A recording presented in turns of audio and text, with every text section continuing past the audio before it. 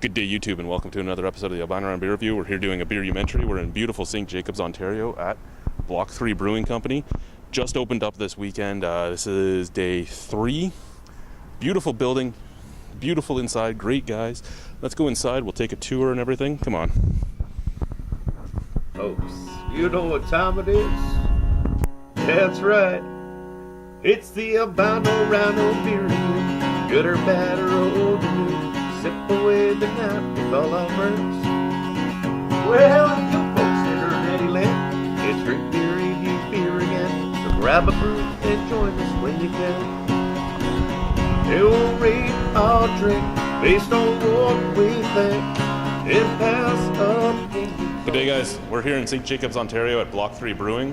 Going to do our Beer Geek questions. We have the line up here. Graham, Phil. Oh, no, Brian. You guys have moved around now on me. Graham, Brian, Phil, and Derek. So first, how did you get into the industry? Well, we three of us here, Derek, Phil, myself, we had a bit of a beer club, and Phil knew Brian through his cousin. So, we had Brian over, we started drinking some beers and thought, let's see if we can start a brewery. And we just took it as far as we could, and this is what happened. So. No, you've only been open for a few days, but so far, what's your favorite part of the industry? Just the camaraderie. Everyone seems really friendly, really helpful.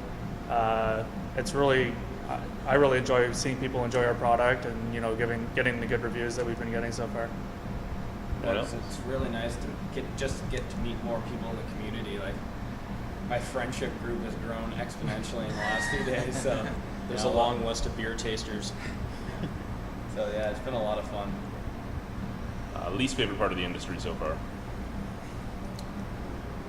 Well, the red tape to get this thing up and running, getting the licensing, and getting the building up to code. That was quite the job. Yeah. And the fact that we have no more saison to sell anymore. Yeah. People drink too much. Yeah. Favorite style of beer? I'll let you go down there. Mine is black cloggers right now, actually. I've been pretty big on Bose, Kolsch. Definitely porters, mostly because I see you doing the porter dance, and that makes my day. Is it bad if I say the King Street Saison?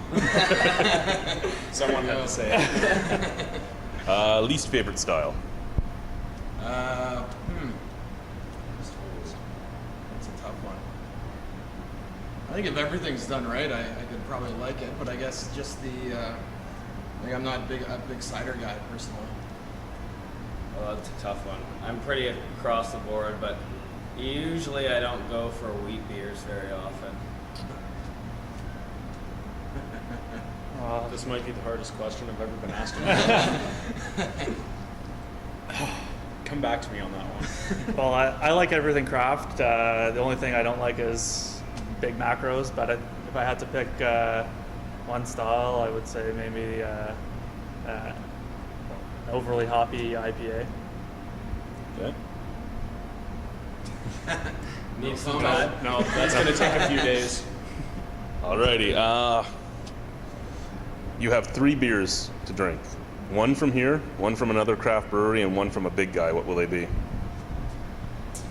From here, I would do the Sugar Bush Brown. Another brewery, I like the Silversmith Black Lager. And then, I guess from a macro, probably, I like Heineken personally, so. I'd probably say the black lager as well.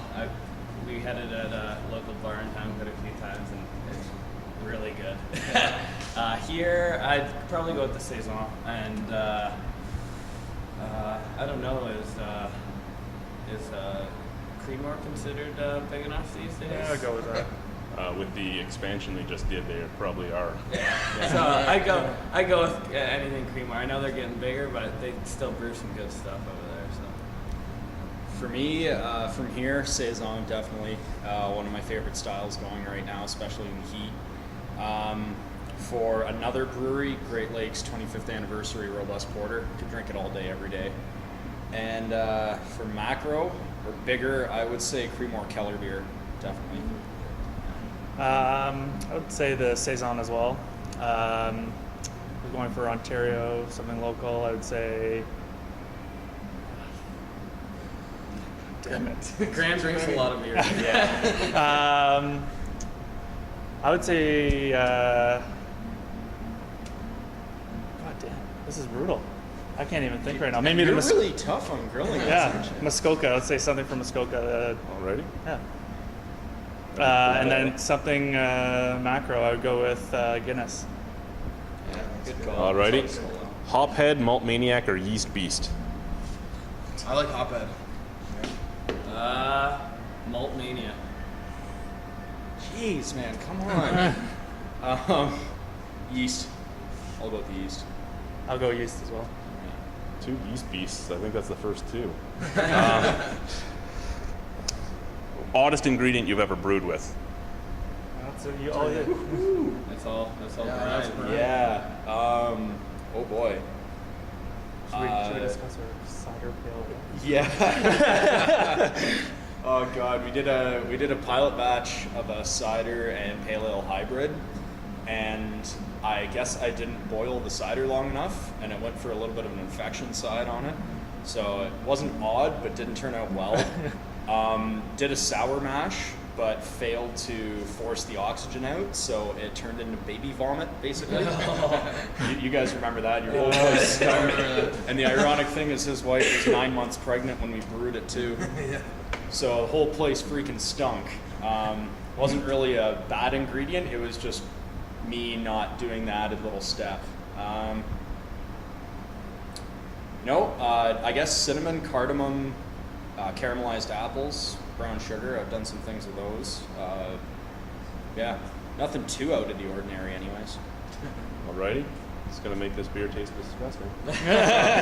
Every time we do one of these, I ask that question, and every ingredient I've been given is going to be put into a beer that I'm making at one point. Unfortunately, Cinnamon, cardamom, not so much the baby puke. there's smoked meat on there too. Oh, is that from Mike Lackey? No, that was actually from George Eagleson at F&M. Oh yeah, the worst idea ever. Yeah. Yeah. By the way, love George. So do I, and I told him I hate him for giving me that ingredient.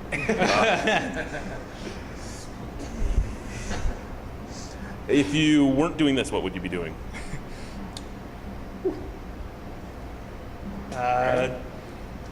Still be an accountant. Oh man, if I wasn't doing this, does it have to be in the same industry? Because I'd still probably be in the beer industry some way or another. Whether I'm cleaning out a mash tun or scrubbing floors, I'd still probably be here one way or another. I know Derek and I are idea guys, and our full-time jobs are together, so we're in a car 2 hours each day together, and so we'd probably be coming up. Probably food truck. I think that was. Yeah, we've talked about a food truck doing a before. sweet food truck. Alrighty, and lastly, any advice for anyone else that wants to do this? Any advice? Get some good experience with brewing. Get your recipes down 100% before you actually start the idea, because if you don't have the recipes, it doesn't matter what your building looks like, what your location is, it's not going to work out. Take your time, do it right the first time. Don't skimp out on the things that are most important, like your brewing equipment. Your location is very key, but you have to be able to back it. Try to work on emerging markets, assess your market properly, where you're actually looking to sell, what you're actually looking to achieve. Do you want to be the next Mill Street, or do you want to be the local guys? You know, like, make sure you get a good solid group of partners. Like, I've got the mechanical stuff, I did a lot of the renovations, but I didn't know anything about the bookkeeping or the licensing side, so these guys handled it for me. We worked together on it, we learned it together, and now I just have to train them to brew. So. Another big thing I'd say is definitely talk to the other breweries around. 100%. Everything that we basically accomplished, we owe a lot of it to the other breweries.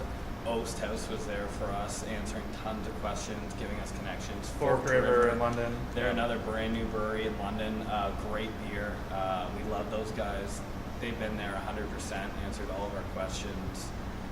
The industry's just been unbelievable with Well, accepting. even Wellington. Wellington's huge. Yeah. Amsterdam. Well, we wouldn't be in this position right now if I wouldn't have worked for Wellington either. So Yeah. shout out to Marvin Dick. He hired me back in the day. So.